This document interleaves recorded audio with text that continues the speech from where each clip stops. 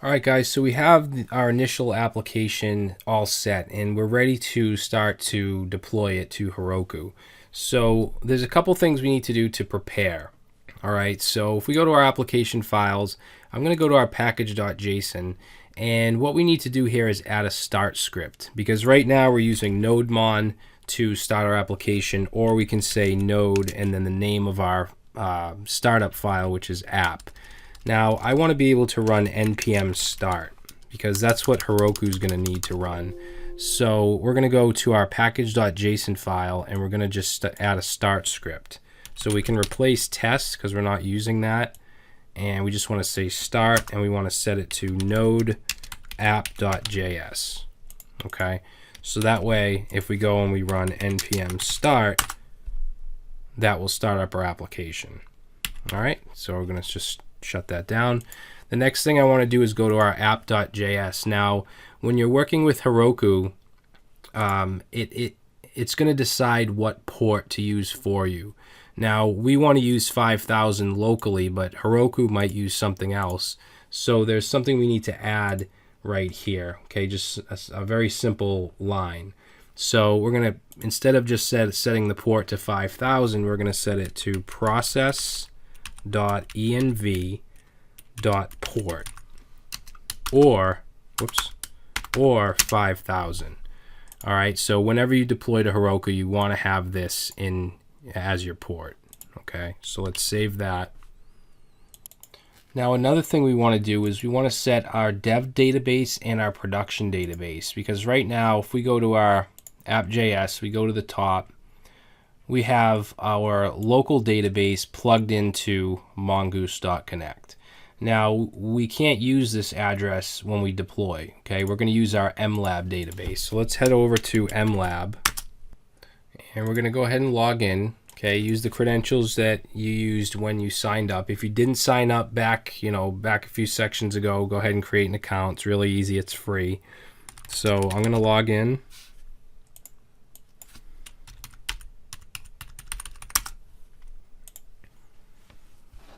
All right, and then we're going to, I guess this isn't responsive, so I'm going to make this bigger, but we're going to create a new MongoDB deployment. So let's say create new. Now you can choose Amazon, Google, or Azure. Amazon is the free one, so that's obviously what I want. We're going to click continue. Choose your time zone or whatever. US East, this is good for me. Let's click continue. Database name, I'm going to call this, let's call this vidjot prod. Vidjot prod, and continue. All right, it's just going to give us like a summary. We'll say submit order. Again, completely free, no credit card information needed or anything like that.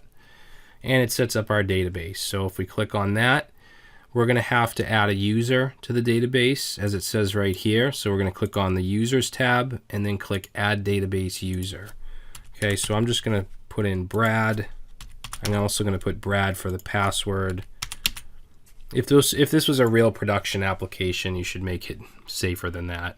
But that'll do for now. All right, so we now have our database set up.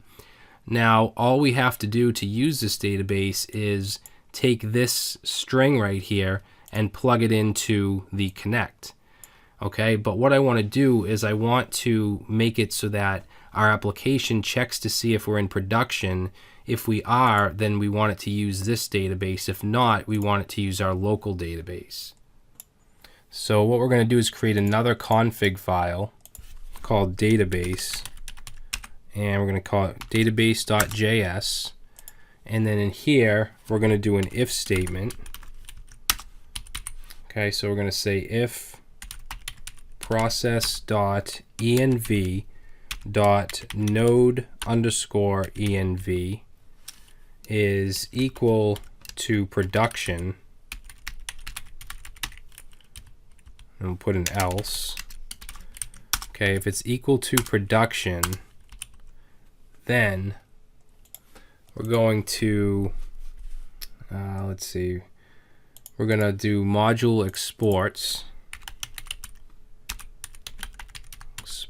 equals an object, and we're going to have a key here of Mongo URI, and we're going to set it to a string of this right here. Oops. Copy that. All right, now you have to change your DB user and DB password to whatever you added as a user and password. So mine's Brad and Brad. Okay, so we're exporting that object if we're in production. If not, then we're going to module.exports equals Mongo URI, and then I'm going to take our local database. Okay, I'm going to take that, and I'm just going to copy it for now and put that right in there. All right, so we'll save that. And now what we're going to do is go back to our app.js, and we're going to bring that file in. We'll say db config. Okay, so we'll say const db equals require ./config /database. Okay, and then here, instead of putting in just a straight string like that, we're going to say db.mongoURI. All right, so if it's in development, if it's on our development machine like this, it should use our local database. If we're on Heroku in production, it should use the MLab database. So let's go ahead and save this, and now our application still should work the same. So let's go ahead and try it. Let's just run it with, we'll say npm start. All right, and we'll go to localhost 5000. Let's go ahead and log in. We should still be using the local database, so our accounts should still be intact.